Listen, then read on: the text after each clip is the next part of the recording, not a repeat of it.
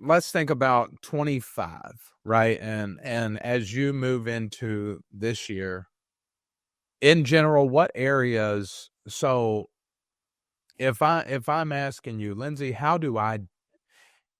where do I start? Right? You're helping me, you're coaching me. I don't know what to do. It's 2025. I'm ready. I want to begin. What do I focus on? Where do I go? Well, first of all, I would focus on what is your strength, okay? Because so many times people focus on their weaknesses, and that's no fault of their own, but that's because that's what we've been taught by our school systems. Because, hey, if you weren't good at math, you really need to get good at math. Well, guess what? If you're really good at communicating with people and you're great at building a relationship, or maybe you're a visionary and you can see what a business, that a startup could really be, then move from there. So focus on your strengths first and foremost is what I would say. Number one. Number two, what is it that you want to accomplish at the end of 2025? Where it's going to make you feel fulfilled, right? And so is that being a certain body mass index? Is that, as far as physically, is that, hey, you know what? I was able to go on, and this also refers to Covey's book. Was I able to prioritize my family and ensure that I was getting one-on-one time with each of my children? We've got 3 kids. That can be very challenging at times. A lot of times I take the girls and David takes our son Locke. And it's just kind of the way that it works out. So when I do get to spend time with Locke one-on-one, it's very special. And so what are, as far as your roles in your life, if you're a mother, if you're a leader, if you're a wife, if you're a daughter, if you're a friend, whatever those roles are, I would have you list those out. And then what is it that you want to accomplish in each of those? Because that is what's going to make you fulfilled at the end of the year if you're able to accomplish each of those roles and spending time. Well, I mean, all transparency. I think even yesterday we said we're still needing to define our roles in this business, and this business is really just one bucket of our life. So I love how Covey kickstarts this section of his teaching, and what he does is he says, "Hey, go with me, God. I need you to go with me. I need you to drop down your phone. I need you to forget about the phone calls, forget about the emails, and I want you to go with me on this journey." And we're walking in, and he takes you up this sidewalk, and he takes you past these beautiful flowers, and then all of a sudden you realize you're at the funeral home. And then you walk in the funeral home, and you walk up to the casket, and you're wondering who we're here with. It's your funeral, right? So when we say to begin with the end in mind, it's your funeral. And working down the line of that, you've got 4 speakers at that funeral. One of them would be someone from your family. One of them would be someone from your friends. One of them would be a business partner, a work colleague, and another one would be somebody from a charitable organization, church, some kind of philanthropic section of your life. And the questions that you are asked is, what would they say about you, right? What would they say about you? What would they say about your character? What would they say about your contributions? What would they say about your achievements and the difference that you made? And yes, we're walking all the way down the road to the end, like the end, right?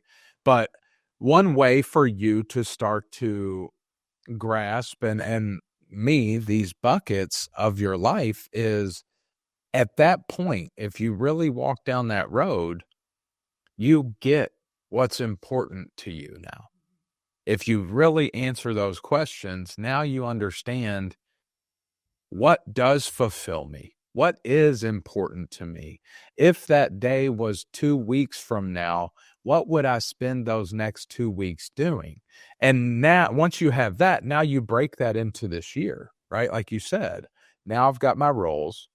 Let's set my goals. Let's look at the short-term 90-day target, and let's put a plan in place. Let's put that first piece of the puzzle, second action, first plan, second action, as to what's going to fulfill and get me down the road that I'm now clear on. So that I just wanted to add that in because I love that as he kick starts this topic. He walks you down that road. And if you really do that, you get real with yourself and you start to change sometimes the way that you think and the things that you feel are important to you, but in the short term, they feel a lot heavier than maybe they really are when you think a little more about it. Very true. Very true. Like, are you going to think about the difficult conversation that you had, 10 years ago or, at your funeral? No, you're not. That's going to be the last thing on your mind. Yeah. And like you said, Linz, you something about you that I've always been grateful for especially as a business partner, as somebody that's doing life together. You are the doer, right? Like you're the one that when you may move before it's time to move, right? You may act before we know what step we're taking or where we want to go. And that's great. I'm going to hold you back as the doer. It's sometimes easy to get off track, right? And it's sometimes easy to lose sight. And this world comes at us so fast, the way we get bombarded with the world, it's super easy, no matter how great you are. What do you do to recircle, recite, refocus when you're a month in, right? On a 90-day goal, I'm 30 days in. How do I keep myself on target? Absolutely. Well, one of the things, and it's funny you say that because I actually had written down you are the visionary, right? You are the individual that can see far past a year from now, 5 years from now. So you have the vision, and I have always been more the day-to-day, month-to-month. I've got to focus on these things. And I think it just comes from a mindset of, especially when I was out in the field knocking doors, I knew that I needed to accomplish what I needed to accomplish in those 3 days while I was out there so I could get back home. But, to answer your question, what are some things that I do? One of the things that I do every day is I am an avid person as far as to-do list, right? I mean, I've got my list. I write down 5 things that I need to accomplish each day. Now, I'm going to be honest with you.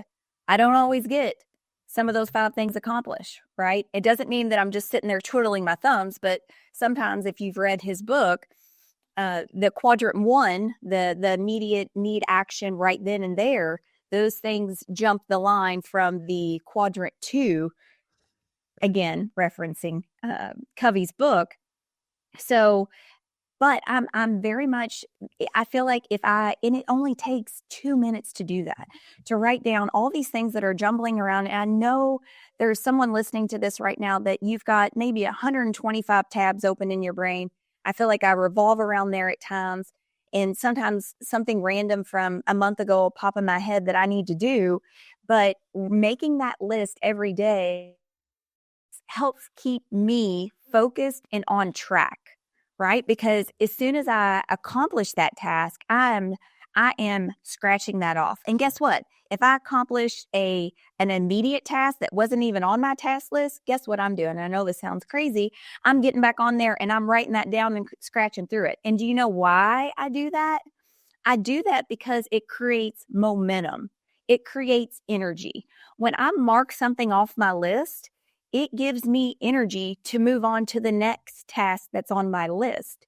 So that is something that allows me to stay focused. And actually, when I was in the office yesterday, again, we had a snowstorm last week. So I have this, it's called a big ass calendar, and it's over here on my wall. It's huge. It's got the whole year out, and it's got all these sticky notes. But I have sat down and I'm looking at it right now. I've planned out till July because there are things going on within our life until that point. And some people may think, why do you have a calendar that big in your office? Because I like to look forward. It allows me to look forward and plan ahead a little bit. Now, if my mom's listening to this, she would say that I'm not a great planner, but I have learned some of my limitations and what I really need to focus on. And so this helped me tremendously last year. And I thought, you know what? I'm going to do it again because I got results from it.